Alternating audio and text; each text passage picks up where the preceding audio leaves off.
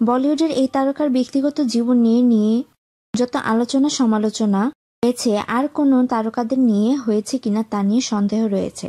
বরাবরই ব্যক্তিগত জীবনে একাধিক রূপসী নারীর আগমন, পরিবারের প্রতি একাত্মতা, কখনই বিয়ের বন্ধনে না বাঁধা, বদমেজাজ, সমাজ কল্যাণমূলক কাজ, এসব নিয়ে কম বিতর্কের সম্মুখীন হননি বলিউডের এই দাবাং হিরো। কিন্তু কখনো কি এই তারকার একেবারে মনের গহীনে প্রবেশ করতে পেরেছেন? বা কখনো কি ভেবে দেখেছেন জলের মতো স্বচ্ছ এই তারকার জীবনেও থাকতে পারে অজানা কোনো অধ্যায়? কথা হচ্ছে ৪৯ বছর বয়সী সুদর্শন হিরো সালমান খানকে নিয়ে। সালমান খানকে ঘিরে ভক্ত এবং মিডিয়ার কৌতূহলের যেন শেষ নেই। আর সালমান খান প্রসঙ্গ এলেই আপনার মাথায় প্রথম যে প্রশ্নগুলো করে আনবে তা হলো ৪৯ বছর বয়সেও কেন এই তারকা একা? জীবনে কম রূপসী নারীর আগমন ঘটেনি, কিন্তু তারপরেও সালমান খান কেন বিয়েকে এড়িয়ে চলেন? কেনই বা ভাই বোনের সন্তানদের মাঝে আনন্দ খুঁজে বেড়ান? এইসব প্রশ্ন মাথায় এলেই সালমানের চরিত্র এবং একরক্ষা স্বভাবের দোহাই তুলে সবাই চুপ করে যান। কিন্তু অদ্ভুত ব্যাপার হলো, কেউ এসবের পিছনে লুকায়িত আসল সালমানকে কখনোই দেখতে বা বুঝতে পারেননি। খুব কাছের আত্মীয় স্বজন ছাড়া সালমানের এই অজানা অধ্যায়ে কেউ কখনো গ্রহণ করতে পারেননি।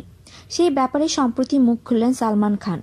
অর্ধশত বয়সে পা দিতে চলা সালমান খান চান না তার ভক্তরা আর ভুল কোনো তথ্য জানুক এবং তার ভুলগুলো থেকে শিক্ষা নিক। এসব মাথায় রেখে কিছুদিন আগে সালমান খান আপ কি আদালত নামের একটি জনপ্রিয় টক শোতে হাজির হন।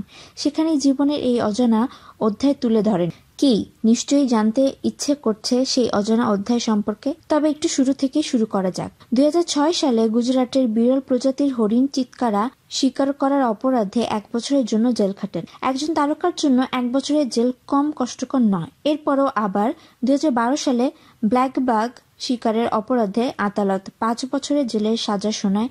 যদিও সালমানের পক্ষ থেকে এখনো আত্মপক্ষ সমর্থনের সুযোগ রয়েছে।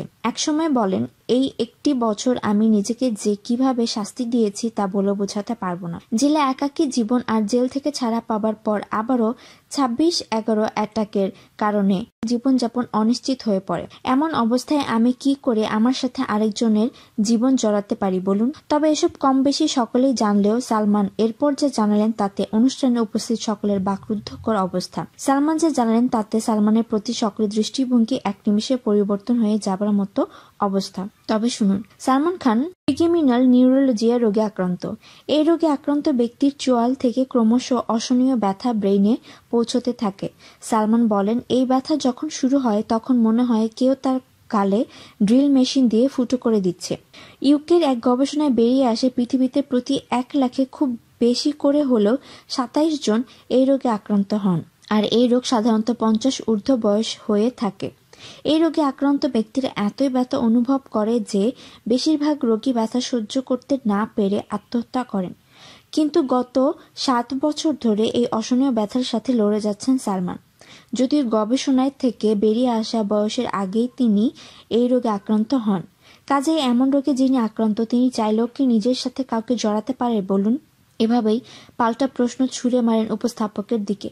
উপস্থাপক নিজেও হতবাক দৃষ্টিতে সালমানের সব কথাই যেন শুনে যাচ্ছিলেন, কোনো উত্তর দিতে পারেননি। এরকম আরও তথ্য পেতে আমাদের চ্যানেল ইউনিফর্ম টিভির সাথে থাকুন। আর যদি সাবস্ক্রাইব না করে থাকেন তাহলে এখনই সাবস্ক্রাইব করুন।